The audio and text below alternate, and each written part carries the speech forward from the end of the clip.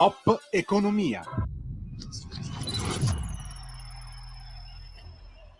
Soldi, soldi, soldi, quanti soldi, lodati siano i soldi, i bene amati soldi perché chi ha tanti soldi vive come un pascià e a piedi caldi se ne sta. There's a place in your heart and I know that it is love, and this place is much brighter than tomorrow, and if you really try you'll find there's no need to cry. In this place, you feel there's no hurt or sorrow. There are ways to get there if you care enough for the living. Make a little space, make a better place. Heal the world, make it a better place for you and for me and the entire human race. There are people dying. If you care enough for the living, make a better place for you and for me. If you want to know why, there's a love that cannot lie. Love is strong, it only cares for joyful giving. Va ora in onda Pop Economia Rumore, a te la linea Alessandra. Heal the World, avete ascoltato, tradotto, guarisci il mondo di uno strepitoso, e dico strepitoso, Michael Jackson. C'è un posto nel tuo cuore ed io so che è l'amore. Penso alle generazioni e dico che vogliamo farlo diventare un posto migliore per i nostri figli, per i figli dei nostri figli. Martedì 14 ottobre, benvenute cari ascoltatrici e cari ascoltatori di Pop Economia Rumore e Radio Libertà, e anche questo martedì non è un martedì qualunque. Seguiteci sulla Radio DAB, ora in diretta su radiolibertà.net, pagina Facebook e YouTube. E già buon vento la notizia, buonissimo vento, perché la notizia è di rumore assoluto. Ieri, lo sapete ormai, giornata storica, finalmente a Sharm el Sheikh è stato firmato l'accordo di pace Israele-Hamas. Vi diciamo tutto, ma proprio tutto, tra poco 16:35 in diretta da Tel Aviv con Sharon Nizza, giornalista, producer, vive in Israele da 20 anni, autrice di 7 ottobre 2023, Israele il giorno più lungo. Ci restituirà il quadro rumoroso, assai rumoroso, della situazione a Tel Aviv. Ma oggi, ve l'ho appena detto, non è un martedì qualunque, perché oggi è il martedì della manovra. Nel pomeriggio un Consiglio di Ministri che varerà il documento programmatico di bilancio atteso domani a Bruxelles. E allora, quando parlo di conti, quando parlo di fisco, di rottamazione e di energia, non posso che invitare naturalmente e ricominciare a ritrovare un nostro interlocutore chiave per questi scottanti, importantissimi temi, l'onorevole Alberto Gusmeroli, presidente Commissione Attività Produttive e Turismo, Camera dei Deputati e sindaco di una splendida città, la perla del Lago Maggiore, Arona. Onorevole Gusmeroli, come sta? Buongiorno, un saluto a tutti i radioascoltatori, grazie per l'invito e incrociamo le dita perché, come ha detto giustamente lei, in questo momento c'è il Consiglio dei Ministri. Non credo che sarà decisivo, al massimo sarà solo una illustrazione, non ci saranno probabilmente tutti i dettagli, però insomma è importante perché sapete quanto la Lega ha spinto per la rateizzazione lunga, 120 rate e qui mensili, voglio poi arrivare, caro onorevole Gusmeroli. Innanzitutto, che manovra sarà? Lei ci può anticipare qualcosa? E poi i passi in avanti, leggevo qui proprio poco fa, titola così il Sole 24 Ore, i passi in avanti sono per la rottamazione, che è una rottamazione di che tipo? Ci illustri un po'. Ma allora intanto possiamo chiamarla rateizzazione lunga, non tanto rottamazione, perché le vecchie rottamazioni non hanno dato un grande esito proprio perché erano brevi, forti anticipi, decadevi dopo una sola rata non pagata, erano fortemente penalizzanti. Questa invece sarà lunga, quindi si parla probabilmente di 9-10 anni, tutte rate uguali e decadi dopo, diciamo, probabilmente dopo 2 rate non pagate. Quindi un'operazione molto positiva perché il cittadino, e qui parliamo di 23 milioni di italiani, potranno rateizzare a lungo termine e quindi pagano l'arretrato ma riescono a pagare anche le imposte dell'anno in corso, cosa che non avveniva con le vecchie rottamazioni. In questo modo, pagando le imposte dell'anno in corso, l'anno dopo quei soldi possono essere utilizzati per ridurre le imposte a tutti e quindi si mettono insieme 2 eserciti, quello di chi ha dichiarato regolarmente le imposte ma non è riuscito a pagare, con quelli che le hanno dichiarate e sono riuscite a pagarle, che usufruiscono a quel punto di una riduzione tendenziale delle imposte. Questo sicuramente è molto positivo. Non si parla di condono perché le imposte si pagano tutte, si tolgono solo le sanzioni e gli interessi. E allora abbiamo capito, condono, non si parla di condono e dobbiamo abolire il termine rottamazione, onorevole Gusmeroli, un po' d'antan, non ci piace questo termine di renziana memoria, no? Scherzo, ma insomma sul taglio IRPEF per il ceto medio invece i benefici, leggo qui oggi Messaggero e vari titoli, arrivano fino a 200.000 euro, è vero, è così, cioè sarà detassato, qui spiega in un pezzo dettagliato il lavoro festivo e notturno, cioè? Sostanzialmente si vuole, diciamo, chi lavora in una situazione che non è sicuramente di agio, cioè durante le feste o durante la notte, si vuole tassarli meno e questo è un altro segno di civiltà. In un paese che ha una pressione fiscale molto alta, che nessun governo ha bene o male ridotto in modo sensibile, quindi sia che sia di destra ma anche di sinistra, invece noi dobbiamo ridurre la pressione fiscale, dobbiamo spingere l'economia perché qualsiasi riduzione della pressione fiscale aiuta anche la crescita economica e sappiamo quanto bisogno abbiamo noi di crescita economica. E ricordo anche il suo testo, abbiamo cominciato molti anni fa, ricorda onorevole Gusmeroli, questo percorso con lei, non ne fisco più, un libro davvero molto accessibile anche ai non addetti ai lavori, perché non ne fischiamo più noi. Potrei fare delle puntate sulla complicazione fiscale, le assurdità. Pensiamo per esempio che chi è decaduto dalla rottamazione quater non può fare nessun'altra rateizzazione. Questo è per darvi l'idea che quando si parla di fisco amico, io non ne ho mai voluto parlare perché il fisco al massimo può essere meno nemico, ma parlare di fisco amico vuol dire non aver chiaro qual è la legislazione fiscale italiana, cioè una delle più complicate, una delle più penalizzanti, con le sanzioni più elevate, dove se tu incappi in qualche norma spesso è soggettiva e quindi tu la interpreti in un modo, l'agenzia delle entrate la interpreta in un altro, quindi insomma non è facile, ecco, non è sicuramente facile. Non è facile, così come per le bollette, no? Lo ricordiamo, l'energia e le bollette, abbiamo fatto anche con lei, con le associazioni, lo ricorderà nella passata stagione dei consumatori, il percorso, non a ritroso ma in avanti, per capirci qualcosa di più su bollette ed energia. Ora leggevo qui, si stima che i consumi crescano a livello di gas ed energia. Come sarà questo inverno? Come si paleserà? Come si sta manifestando? Ma diciamo che per ora i prezzi dell'energia tengono, quindi in qualche modo non abbiamo la speculazione che abbiamo vissuto 2 anni e mezzo, 3 fa. Questo è molto positivo perché ricordo che la prima manovra del governo Meloni è stata una manovra integralmente dedicata al caro bollette per le famiglie e per le imprese.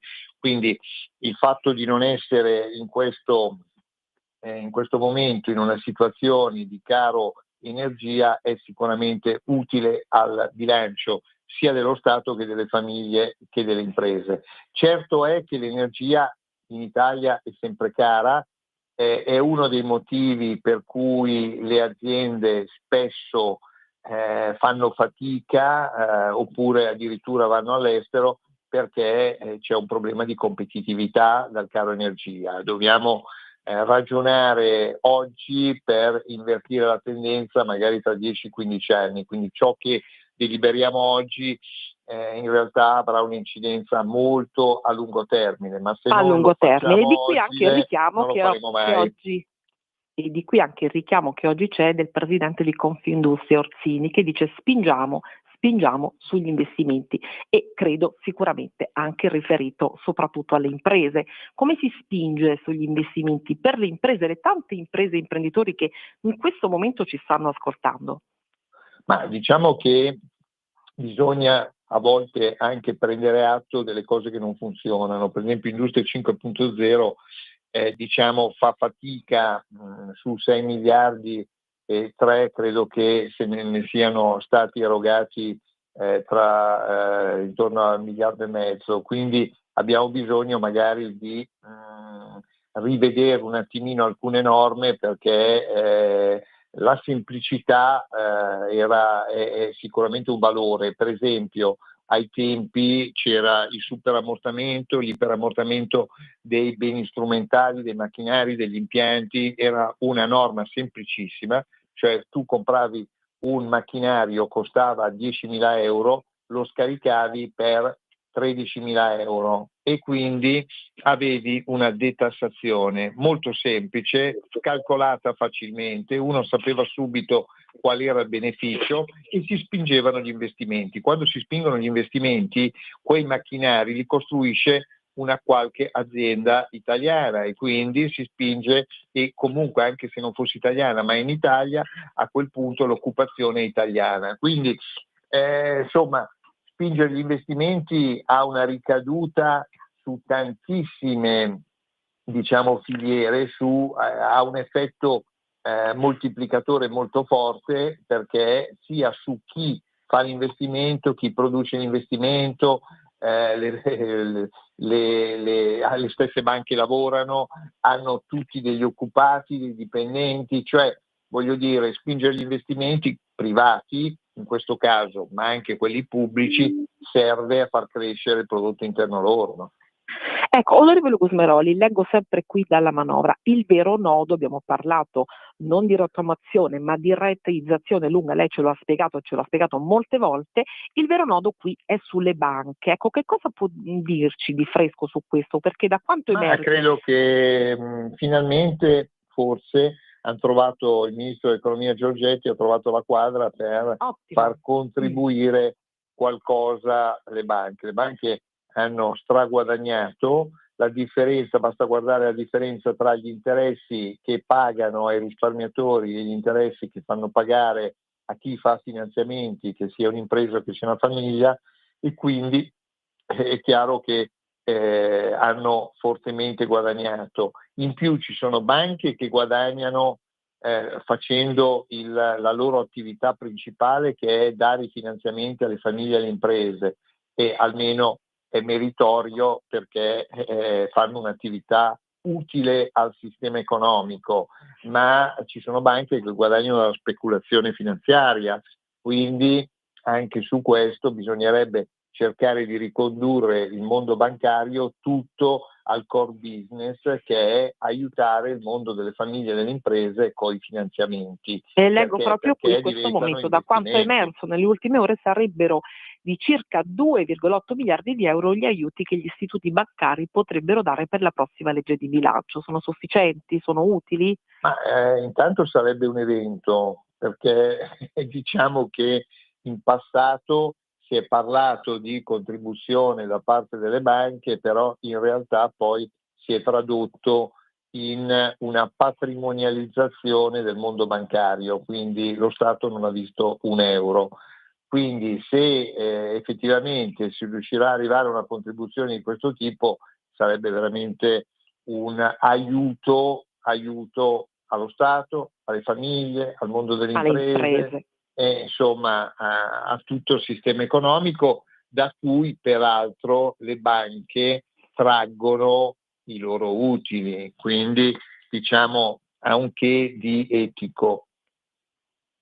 Ha un che di etico. E allora, a proposito di energia, onorevole Alberto Gusmeroli, e ne abbiamo parlato molte volte con lei, bollette, energia, la nostra radio, non so se lei lo sa, è media partner di un grande evento, l'evento Club di Asso Utenti, un'associazione molto spesso ospite qui, Volti e Voci Amiche. Lei so che ha interloquito molte volte con queste associazioni di categoria per le varie faccende delle bollette, dell'energia, e questo evento mette al centro, lo dico, i cittadini come protagonisti del cambiamento sostenibile. Sto parlando di Expo Consumatori che andrà, si terrà al Make Fair Rome the European Edition da venerdì 17, questo venerdì a domenica 19 ottobre. Lei ci sarà?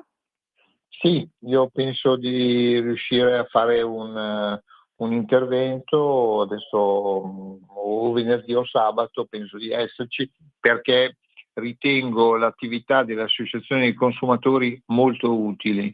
Assolutamente tutti noi in una qualche momento della giornata siamo consumatori, e il fatto che vi siano delle associazioni che tutelano i consumatori è uno dei principi della democrazia, quindi è molto utile. La politica deve essere vicino sia ai consumatori che alle associazioni dei consumatori, perché le insidie, poi adesso siamo nel mondo dell'intelligenza artificiale, quindi con tutte le diciamo positività dell'innovazione, ma anche con tutte, diciamo, le attenzioni di uno strumento che al consumatore può creare anche criticità o problemi. E allora tra poco sarà qui Gabriele Belluso, il presidente di Assoutenti, con il quale parleremo dell'evento e dei consumi in generale. E onorevole Gusmeroli, io la saluto, la ringrazio sempre, quando vorrà io ci sono, noi ci siamo. Grazie a voi e complimenti per la trasmissione e per il servizio che fate ai cittadini. Grazie, a presto. E allora eccoci, annunciato in coda, in chiusura nel colloquio, nella conversazione sempre importante che abbiamo con l'onorevole Gusmeroli, Gabriele Meluso è il presidente di Assoutenti che ci sta aspettando, Sveva, so che ci aspetta, ed è una voce e un volto amico ormai di questa trasmissione, perché abbiamo fatto, ci tengo a dirlo, a ricalcarlo, questo percorso insieme ai rappresentanti delle istituzioni, ai rappresentanti delle associazioni di categoria, per capire dove stiamo andando verso il consumo energetico, verso il consumo delle bollette, verso tutti i consumi che attanagliano la nostra vita quotidiana. Sveva, dimmi quando il presidente Melluso è in linea telefonica, intanto vi do qualche dato importante. Il dato importante oggi è questo, la notizia delle notizie, che non ho ancora commentato, voglio farlo con il presidente di Assoutenti. Istat, in povertà assoluta sono 5,7 milioni di italiani, stranieri e minori sono i più colpiti, oltre 1,28 milioni Alessandra, di scusami se bambini. ti interrompo, l'ospite è in linea. Eccoci, ecco la Sveva, ecco il presidente Gabriele Melluso. Presidente, buonasera. Buonasera a lei e buonasera a tutti i radioascoltatori, anzi prima le radioascoltatrici e radioascoltatori. Complimenti per la trasmissione, inizio come ha finito il presidente Gusmeroli. Grazie, lei è sempre molto partecipe e gentile, lo teniamo presente come riferimento fondamentale. Stavo proprio dicendo questa notizia, lei non le sarà sfuggito, l'Istat è in povertà assoluta 5,7 milioni di italiani, e un dato che stona con tutto ciò che abbiamo detto, perché abbiamo parlato di manovre, abbiamo parlato di aiuti, abbiamo parlato di famiglie, abbiamo parlato di imprese. Lei sa che il nostro cuore batte sempre per i consumi, per le famiglie, per le imprese, ma come la mettiamo con questa notizia? Una notizia che davvero scuote. Guardi, non ci scuote perché noi da 2 anni a questa parte, anche grazie all'intervento dell'onorevole Gusmeroli, abbiamo sollecitato il governo ad intervenire sulla sterilizzazione dell'IVA, conosce bene il carrello tricolore, e da una proposta proprio di noi Associazione Teleconsumatori, e grazie all'onorevole Gusmeroli siamo poi approdati con quell'iniziativa che ha dato un sospiro alle famiglie italiane. Ma il problema della povertà assoluta e in particolare quello che ci appassiona di più, quello che ha appassionato anche chi mi ha preceduto, è la povertà energetica. Siamo a un bivio importante sulla transizione energetica e la transizione digitale. I dati dell'Istat lo dicono con molta chiarezza: ci sarà sempre di più il problema della quarta settimana, ma il problema riguarda, io riprendo sempre uno studio dell'OCSE che riguarda di qualche anno fa, lo stipendio degli italiani, perché se i prezzi crescono, non crescono allo stesso modo gli stipendi degli italiani, che sono fermi agli anni 90. Quindi come possiamo?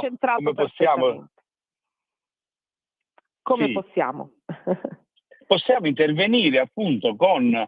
Noi crediamo molto nella rivoluzione delle comunità energetiche rinnovabili. Ecco, chi mi ha preceduto... Perché la voglio fermare, perché la comunità energetica è un tema che io stessa sto studiando, mi piace molto capirne qualcosa di più.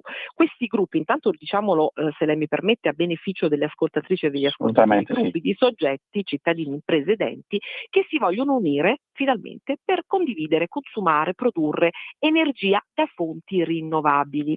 Ora, stavo leggendo, mentre l'aspettavo, qualche dato: sono in crescita queste comunità energetiche e mi chiedevo se fosse una moda o comincia, secondo il suo osservatorio privilegiato, ad essere invece, a diventare una realtà consapevole. E perché le dico questo? Parlavo di Expo Consumatori, ricordo che la nostra radio è media partner di questo evento importantissimo, l'evento clou, credo, della vostra associazione, dove voi presenterete un importante progetto. Ci dica di più. Sì, partiamo dalle comunità energetiche rinnovabili. Assolutamente, insieme a due partner importanti, uno economico e l'altro energetico. L'energetico è Uno Energy, quello economico lo stiamo chiudendo a breve l'accordo. È la prima comunità energetica rinnovabile nazionale fatta da consumatori. È una iniziativa che è stata presentata all'ultimo forum nazionale sull'energia rinnovabile a Genova, a Rapallo. Il lancio ha visto presenti come l'onorevole Arrigoni, presidente del GSE, i ministri Urso, Gilberto Picchetto Fratin del Masi, che tra l'altro sarà presente con un video molto appassionato alla nostra Expo Consumatori, e abbiamo dato vita alla prima comunità energetica rinnovabile, il nostro gruppo di acquisto solidale. Dove? La rivoluzione è proprio lì. Un gruppo di associazioni, un gruppo di associati della nostra associazione si è messo insieme e ha creato la prima comunità energetica rinnovabile nazionale, grazie al player energetico che ha superato i limiti tecnico-normativi previsti dall'ordinamento per mettere insieme le sinergie economiche e anche quelle tecnologiche, cioè il pannello fotovoltaico, il gruppo di accumulo, tutta una serie di attività che messe insieme trasformano che cosa? La rivoluzione dov'è? È quella che il consumatore, con questo intervento, da buyer dell'energia, quindi a compratore dell'energia, diventa seller. Quindi è una vera e propria rivoluzione. Prima ho sentito della competitività tra le aziende nel campo dell'energia. Con un nuovo player rappresentato dai consumatori e le comunità energetiche non ci saranno più cartelli da parte delle compagnie dell'energia elettrica, perché saranno i consumatori ad entrare nel mercato e ne sentiremo delle belle. Quindi la rivoluzione sta entrando in punta di piedi anche nel mondo energetico. Maggiore trasparenza, maggiore partecipazione e condivisione, questa è la ricetta giusta per affrontare la povertà e in particolare la povertà energetica. E noi italiani in particolare, grazie all'intervento del governo su determinate tematiche, siamo all'avanguardia in Italia, stiamo provando a fare veramente un salto di qualità importante. Le varie iniziative che la 10ª Commissione ha messo in campo a favore dei consumatori, tra l'altro ricordo benissimo le tutele per le persone vulnerabili messe in campo dal presidente Gusmeroli, hanno fatto sì che tanti milioni di italiani vulnerabili potessero beneficiare di di bollette meno salate, ma una su tutte, e qui voglio porre l'attenzione fondamentale del processo di dialogo non solo con l'Assoutenti, ma con tutte le associazioni dei consumatori del Ministero rappresentate nel Ministero delle Imprese del Made in Italy.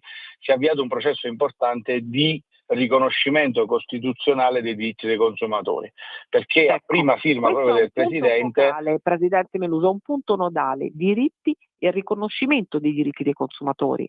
Quindi è fondamentale che nell'agenda del governo ci sia il riconoscimento in Costituzione della tutela dei consumatori, perché lo ha detto stesso il Presidente in precedenza: ogni giorno ognuno di noi diventa anche per pochi minuti consumatore e quindi ha bisogno di essere tutelato. Quindi consumatore è lo studente, il pensionato, il lavoratore, lo sportivo, chiunque, il giornalista, l'avvocato, l'ingegnere, il geometra, il professore. Tutti siamo consumatori, almeno nella routine quotidiana. E che cosa ci siamo inventati noi ad Expo Consumatori? Uno slogan per me, devo dire, bellissimo: trasformiamo le buone abitudini in attitudini. Che cosa significa? Trasformiamo la nostra routine positiva, quella del chiudere l'acqua del rubinetto quando ci laviamo i denti nel momento topico, quello della sera di fare il giro per spegnere le lucette rosse delle scarpette per consumare meno energia. Tutte queste cose insieme le vogliamo trasformare in una cosa che è bellissima, che è la sostenibilità consumeristica. E abbiamo un sogno di Assoutenti. Qui la devo bloccare perché siamo quasi a 30. Le chiederei la gentilezza di rimanere altri 5 minuti dopo la pausa con noi, perché ho altre 2 cose importanti da chiederle. Può rimanere, Grazie. Presidente? Certo. E allora andiamo un attimo in pausa, cara Sveva, e ci ritroviamo tra pochissimo con il Presidente Gabriele Meluso di Assoutenti. Sempre più liberi con La Tua Radio è il nuovo sito che mette in prima pagina opinioni, firme, notizie, uno sguardo nuovo e originale sui fatti che ci circondano. Il nuovo quotidiano online, semplicemente radiolibertà.net. Porta con te ovunque Radio Libertà. Scarica la app per smartphone o tablet dal tuo store o dal sito radiolibertà.net. Cosa aspetti? Un nuovo modo per sostenere la tua radio. Visita radiolibertà.net. Ti basta un click e potrai versare il tuo contributo volontario direttamente online. Potrai donare con ogni tipo di carta di credito, anche prepagata. Ti aspettiamo online su radiolibertà.net. Sostieni la tua radio con il tuo contributo volontario. Radio Libertà. La tua radio. Diamo voce alla nostra gente. Va ora in onda Rumore. Mi è sembrato di sentire un rumore. Va ora in onda Rumore, a te la linea, Alessandra. 16:31, Rumore, sempre su Radio Libertà naturalmente. Questa è Pop Economia e Rumore e io sono Alessandra Mori. 5 minuti ancora. Ci tratteniamo con il Presidente Gabriele Meluso di Assoutenti. Generazione CER è il nuovo progetto di Assoutenti finanziato dal MIMIT per diffondere le comunità energetiche. Verrà presentato nei prossimi giorni nel corso della manifestazione Expo Consumatori. Da venerdì 17 a domenica 19 ottobre si terrà questa grande manifestazione al Make Fair Rome di European Edition. È così, Presidente Meluso? Sì, è proprio così, però non vi svelo tutto perché vi invito a venire perché ci sarà perché c'è anche un ospite di eccezione per noi, ci sarà lei, che per noi è un onore avere come nostra moderatrice e anche in rappresentanza del premio che da poco ha ricevuto, perché per noi veramente è un onore, è un massimo riconoscimento per quanto riguarda il servizio che lei fa alla cittadinanza e il modo in cui arriva ai non addetti ai lavori e quindi alla cittadinanza diffusa. E quindi quello che noi cerchiamo di fare tutti i giorni a favore dei consumatori. La Ritornando invece ringrazio molto, all'Expo, cerchiamo di fare del nostro meglio per informare, per appunto dare col vostro aiuto, con il suo aiuto e l'aiuto di tutti voi un'informazione più consapevole possibile. E allora, ritornando invece alla nostra partita, cioè al gioco, perché noi proveremo a coinvolgere studenti e cittadinanza col simulacer, con la ruota della fortuna, tante cose simpatiche, faremo educazione, posso dire, leggera, perché crediamo una molto leggera educazione finanziaria? Sarà così? Sì, sarà non solo educazione finanziaria, ci sarà l'educazione alla transizione energetica e ci saranno anche 2 ospiti di eccezione, la nostra Madina che sarà Claudia Gerini e in più avremo anche un comico napoletano che è mio, diciamo, amico storico, Ciro Giustiniani, che Bene, allieterà con qualche battuta. per allietare con leggerezza e alleggerirà un po' giornata. tutto per i ragazzi e per tenere sull'attenzione, perché in una serie di panel mi leggo qui con istituzioni, famiglie, imprese, ci saranno anche, credo, se lei me lo conferma, l'onorevole Gusmeroli ha detto che verrà Massimo Bitonci, l'onorevole Bitonci e tanti, moltissimi, leggo qui, ci dica lei, però rappresentanti delle istituzioni, della politica e dell'imprenditoria.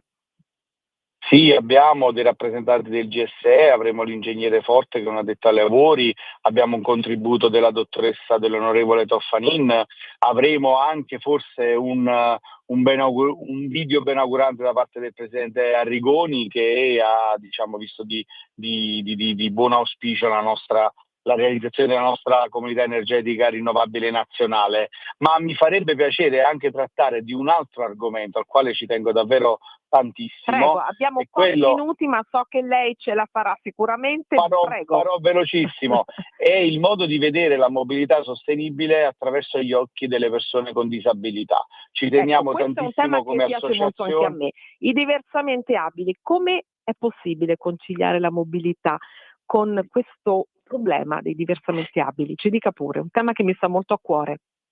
Siamo in contatto continuo con l'ANGLAT, con l'Associazione Nazionale che ha a cuore la normativa e la legislazione a favore delle persone con disabilità e ne parleremo ai consumatori, così sapranno che tutte le persone con disabilità hanno pari diritti e hanno pari possibilità grazie appunto alla tecnologia, al progresso. Con l'intelligenza artificiale avremo delle autovetture sempre più autonome, ma avremo anche vetture elettriche per persone con disabilità. Ne parleremo col presidente nazionale dell'ANVEL, Ciro Canfora, e ne avremo anche con le altre associazioni. Ci sarà Mauro Vergari, esperto di auto elettriche dell'associazione Adiconsum, un'altra associazione attori consumatori, tante belle cose. Perciò vi dico, sarà una bella 3 giorni di una 3 giorni intensa carine. Per chi è nei paraggi, per chi è a Roma, un grande padiglione visitabile, esplorabile e Expo Consumatori da venerdì a domenica. Make Me Fair Roma.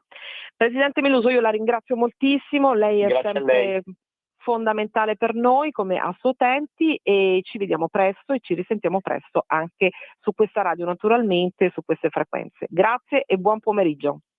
Buon pomeriggio, l'aspettiamo. Grazie. E allora siamo andati un po' oltre perché abbiamo parlato di energia, temi di sostenibilità. Sapete, questa trasmissione focalizza molto su questi temi e problemi. Ed ora pregherei Sverva di mettermi in contatto. Alessandra, scusami se ti interrompo, l'ospite è in linea? È già in linea, precisissima, davvero molto precisa e super sul pezzo. E allora ve la presento, sono molto contenta di averla qui. Lei è in diretta da Tel Aviv, è Sharon Nitza, giornalista, producer, vive in Israele da 20 anni ed è autrice di 7 ottobre 2023, Israele, il giorno più lungo. Sharon, ben trovata, buon pomeriggio. Buon pomeriggio. Eccola. E allora, tanti temi che voglio analizzare con te. Tu sei in diretta proprio da lì, da Tel Aviv. Finalmente è accordo di pace, l'ho detto all'inizio di questa puntata, accordo, ripeto questo termine fondamentale, di pace tra Israele e Hamas. A casa sono i 20 ostaggi israeliani ancora vivi e i detenuti palestinesi. Tantissimi sono i colpi di coda, lo sai, avrai visto, leggo le ultime per le ascoltatrici e gli ascoltatori. 5 palestinesi, l'ultimissima, sono stati uccisi a Gaza City e l'IDF ha detto, l'esercito israeliano, l'IDF, è stata varcata la linea gialla. Tel Aviv invece, Sharon, chiede, reclama, richiede, ora subito vogliamo i 24 corpi, ostaggi morti che sono a Gaza, e spiega Hamas non ce li sta restituendo. E poi c'è il problema degli aiuti umanitari, insomma tanti ancora i problemi. Prima di tutto ti chiederei di restituirci un po' il clima di quello che sta succedendo in queste ore fondamentali, in queste ore così rumorose da lì, da Tel Aviv. Al clima posso dirti che è di euforia totale. Anche questa sera ci sarà di nuovo una grande manifestazione a Piazza degli Ostaggi, e ovviamente anche per celebrare questo momento, insomma, che ieri, insomma, la sensazione, diciamo, è quella di che adesso un po' si può tornare a respirare, però la questione degli ostaggi morti, anche già proprio il forum dei familiari degli ostaggi sta chiedendo adesso, proprio in queste ore, sia Netanyahu sia Witkoff di rivedere in sostanza proprio le fasi previste dall'accordo, come giustamente tu hai chiamato, perché in questo momento c'è un'infrazione di quello che sono queste fasi, col fatto che Hamas non ha restituito i corpi di 24 ostaggi israeliani ancora che si trovano ancora a Gaza. Ma se facciamo un passo indietro, io posso dirti che per me è del tutto evidente che saremmo arrivati a questo momento, nel senso che quando Trump ha annunciato ormai più di 2 settimane fa questo piano di 10 punti, scusate, di 20 punti, no? Per raggiungere una pace, questa prima fase, che è quella dove noi ci troviamo adesso, io vedo che i giornali italiani già parlano del fatto che siamo entrati nella seconda fase, ma in realtà non è vero, perché siamo ancora nel mezzo della prima fase. La prima fase prevedeva appunto il rilascio di tutti gli ostaggi. Quando intendono tutti vivi e tutti morti, ok? Liberazione di detenuti palestinesi, ergastolani e altri che sono stati arrestati dopo il 7 ottobre. Questa sia avvenuta ieri. Quello che è anche avvenuto, che Israele, perché per ogni corpo di ostaggio rilasciato, Israele rilascia 15 corpi di detenuti palestinesi, e questi sono già stati restituiti. Ma adesso c'è uno stallo, dopodiché c'è stata anche questa violazione questa mattina, appunto, come hai segnalato, l'IDF ha parlato di persone sospette che si sono avvicinate alla linea gialla e quindi hanno sparato, questo anche in contravvenzione secondo la linea della tregua. Io la chiamo ancora tregua, figurati, neanche cessato il fuoco. Credo che forse sia il termine giusto chiamarla tregua. Come trovi la terminologia da usare? Perché adesso si parla di pace, è una tregua, è un accordo. Ti chiederei, ecco, dal tuo punto di vista molto ben attrezzato, molto ben preparato, come dobbiamo chiamarla, Sharon? Trump ieri a Sharm el Sheikh ha parlato di pace in tutto il Medio Oriente, insomma ha usato questa terminologia un po' bombastica alla Trump. De facto, ripeto, è una cosa estremamente delicata. Tecnicamente io direi che ancora in teoria sì, è un cessate il fuoco. Trump ha anche ripetutamente detto anche alla Knesset ieri che la guerra è finita, che Israele rispetterà il cessate il fuoco, che Hamas andrà avanti col resto dei punti, perché capiamo un attimino cosa sono le altre fasi di questo piano dei 20 punti. Ecco, molto capiamoci meglio, sì, e poi parliamo anche del ruolo di Trump, che sicuramente ha un ruolo fondamentale di vincitore in questa storia. Però parliamo prima dei punti, cerchiamo di capire, aiutaci. Esatto. Questo piano di 20 punti prevede addirittura negli ultimi 2 punti finali proprio un percorso verso il riconoscimento della sovranità palestinese, quindi una forma di statualità, e anche per ripresa di colloqui tra israeliani e palestinesi, ma sono gli ultimi 2 di 20 punti. Andando indietro, quindi quello che stiamo adesso, questa fase che è lo scambio, e questo primo cessate il fuoco, perché Israele al momento è ritirata in una linea, quella che viene chiamata appunto la linea gialla, che prevede una prima fase di ritiro, ce ne sono altre 2 che devono compiersi, ok? L'esercito dovrà arretrare ulteriormente, ma solamente se avvengono le altre cose. Quali sono le altre cose critiche? In questo momento il prossimo step è la questione del disarmo di Hamas, cosa che al momento è il sotto gli disarmo occhi di di Hamas tutti, che al momento non è avvenuto. Non è avvenuta. E Non poi ne sta stavo un po' leggendo le ricostruzioni dei giornali di oggi. Ora la partita è anche quella, non solo degli ostaggi ovviamente fondamentale, ma della distruzione dei tunnel sotterranei, che come mi dicevi tu si stima siano tra i 500, correggimi se sbaglio, gli 800 chilometri di tunnel sotterranei, la cosiddetta metro. Ecco, questa lì dove si annida tutto, lì dove è partito tutto, lì è stato il problema fondamentale. E come la mettiamo su questo piano? Questo è anche, vedi, una grande sfida, perché il punto fondamentale, considera che la striscia di Gaza è ampia 365 km quadrati, 800 km di tunnel, 500-800 sono, insomma, è come se ci fossero in sostanza praticamente altre 2 Gaze sotterranee. E quindi è estremamente complessa questa sfida. È il luogo dove sono stati detenuti quasi tutti gli ostaggi per la maggior parte del tempo, e dove si trovano le infrastrutture principali di Hamas. È una sfida molto, molto complessa, perché appunto questo riguarda di nuovo gli altri punti del piano, perché quando si parla del disarmo di Hamas si parla poi anche della fase di ricostruzione in parallelo, con un'autorità amministrativa che Trump proprio ha parlato di come figura una sorta di manager, no? Tony Blair, l'ex premier inglese, ne parlavamo l'altro che coordinerebbe questo martedì con l'ambasciatore Stefani, il ruolo di Blair. Ecco, poi se ci vuoi dare un frammento su questo, sì. E quindi si parla di questo, diciamo, chiamiamolo comitato, meccanismo di transizione, che prevederebbe la partecipazione di anche altri paesi, addirittura abbiamo sentito che anche Meloni ha parlato di un coinvolgimento, quindi proprio quello che ha fatto ieri Trump a Sharm el-Sheikh è coinvolgere tutti i paesi. Nel suo discorso l'ha ripetuto molte volte, ha detto: questi paesi sono fondamentali, questi sono i paesi che hanno i mezzi, che possono mettere i soldi e anche le infrastrutture per procedere appunto a un lavoro che va fatto proprio sul campo, sia anche solamente pensiamo a tutta la questione dei detriti e la ricostruzione di Gaza, insomma è qualcosa che prenderà molto molto tempo e che chiede molti soldi, quindi è come se quello che c'è stato ieri a Sharm el-Sheikh era una operazione di fundraising internazionale per anche capire chi metterà i soldi di questa cosa.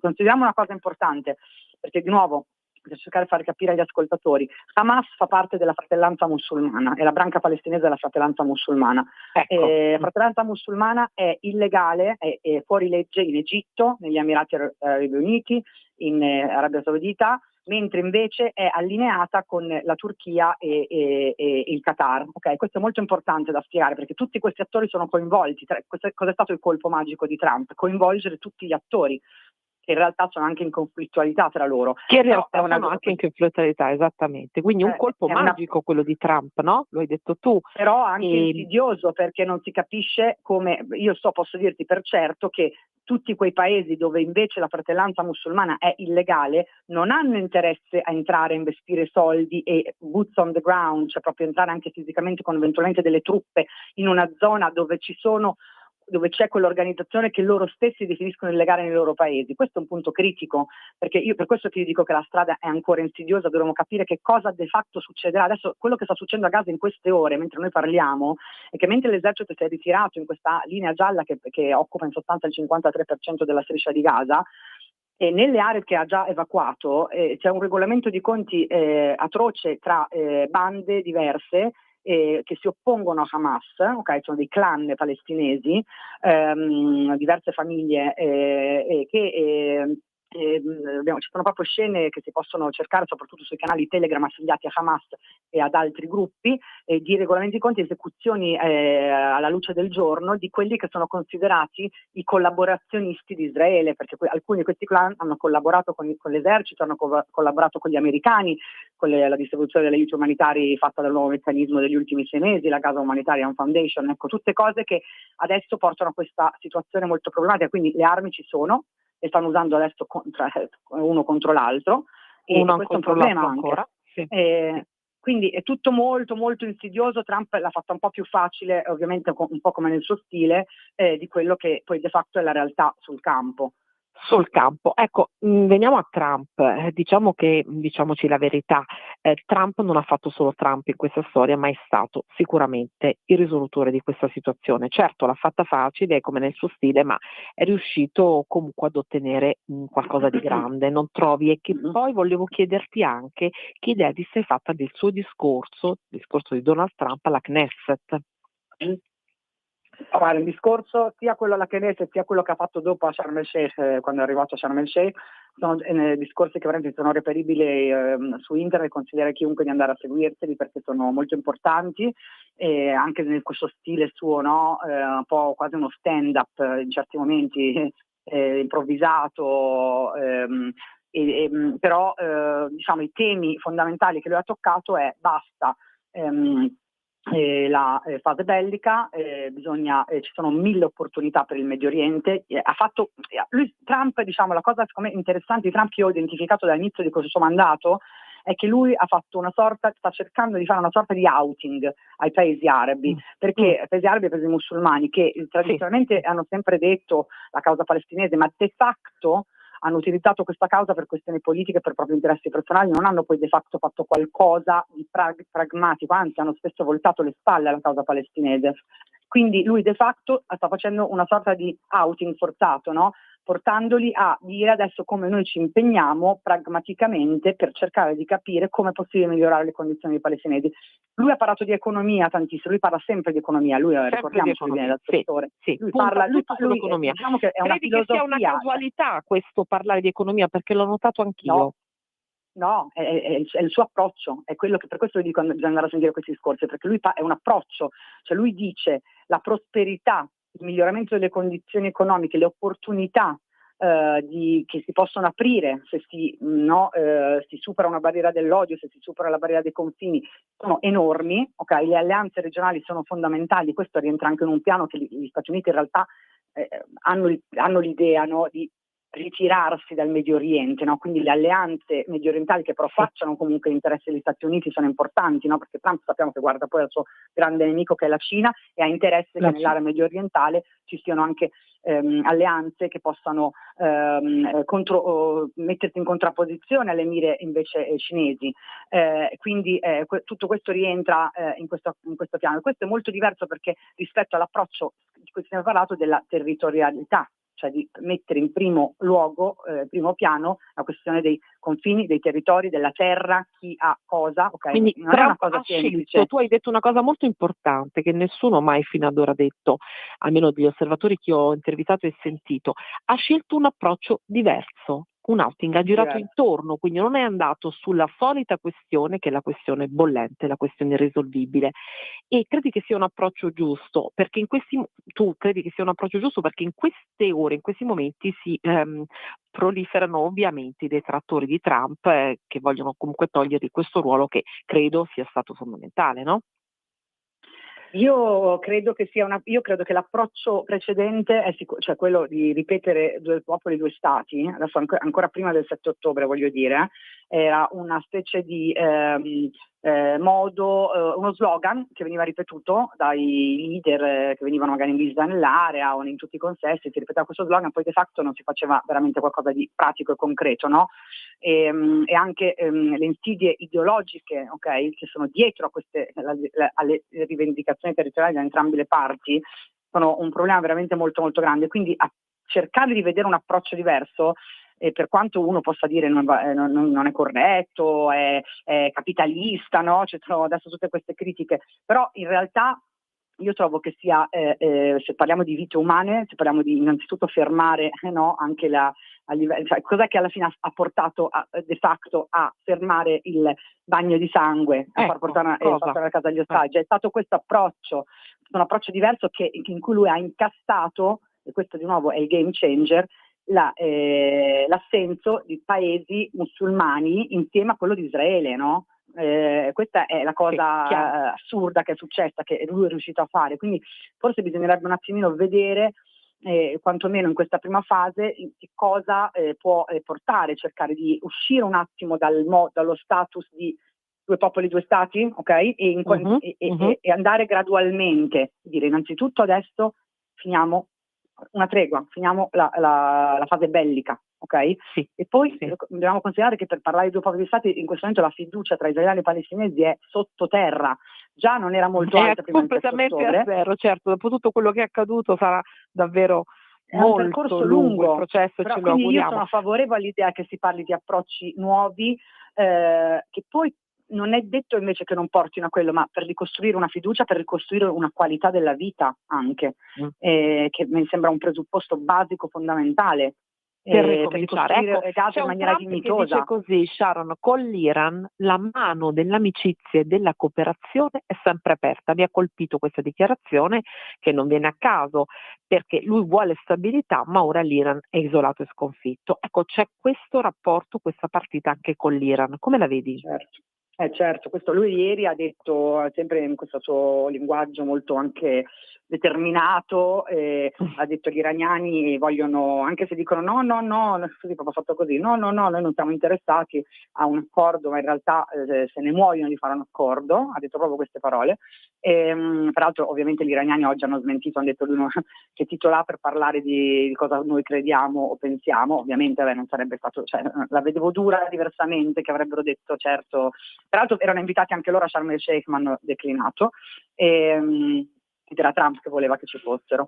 E certo, nel suo discorso di Knesset ha innumerevoli volte nominato la potenza dell'esercito americano, ricordando l'attacco del giugno durante la guerra di 12 giorni tra Israele e Iran, in cui i B-2 americani i caccia americani si sono uniti all'esercito israeliano per bombardare i siti nucleari, no? E certo. Quindi ha menzionato questa cosa più volte come un effetto chiaramente deterrente, no? Del dire noi siamo in grado, ne abbiamo ordinati altri, ha detto ne avevamo 12 mi pare, ne abbiamo ordinati altri 28.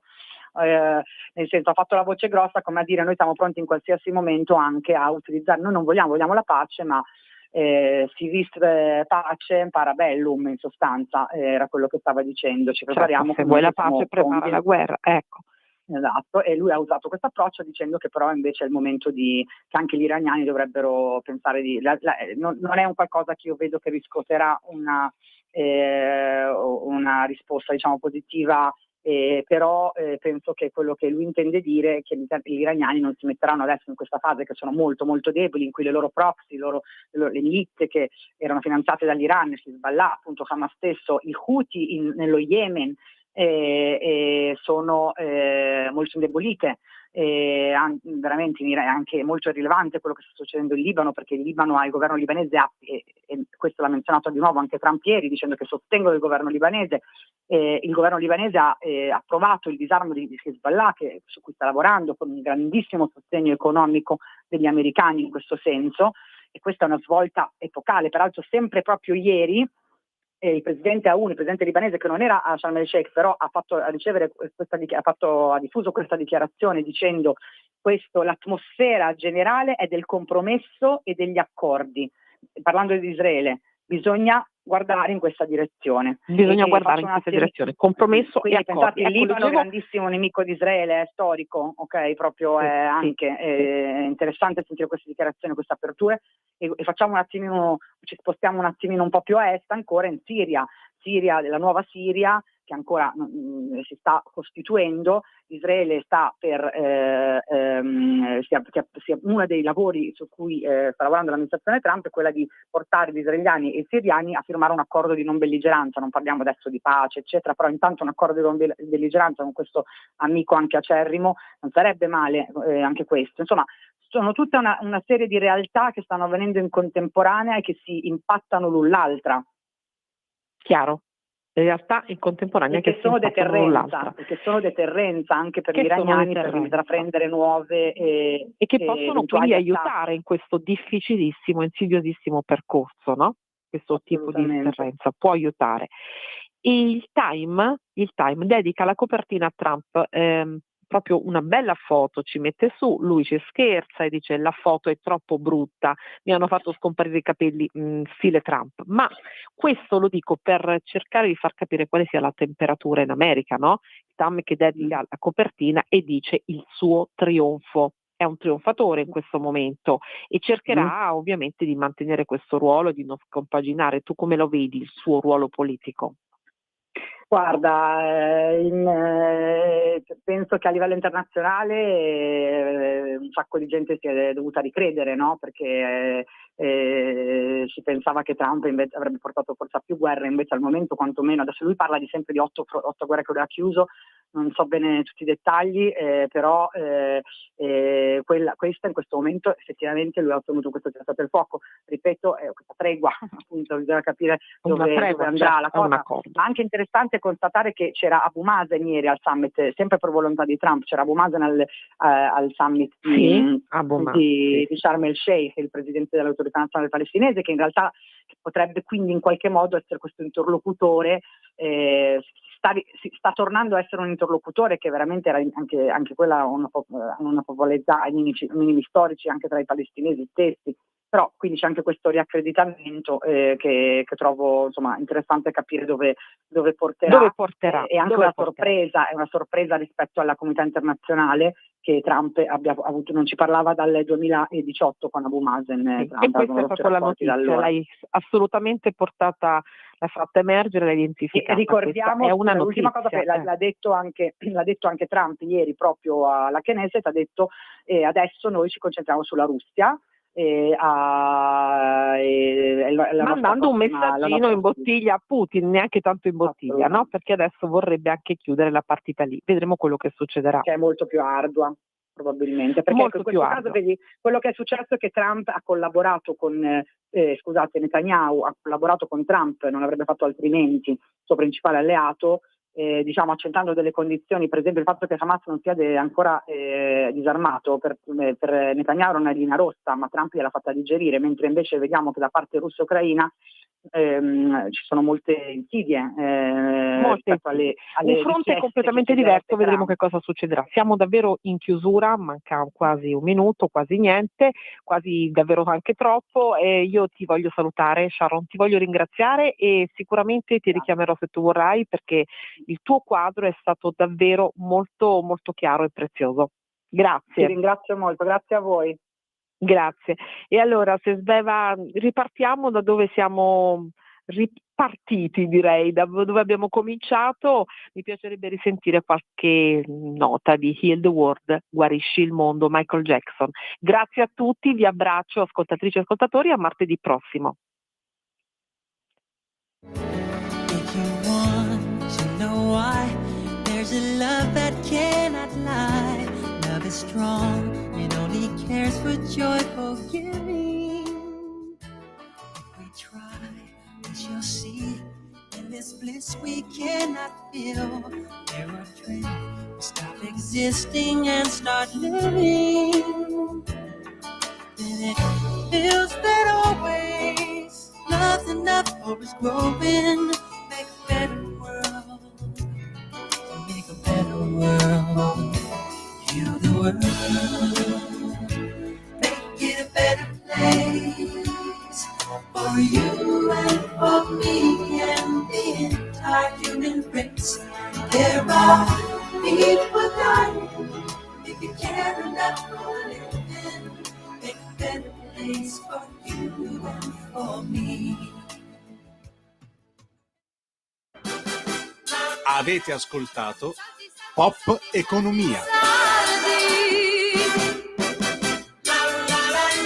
Saldi, saldi,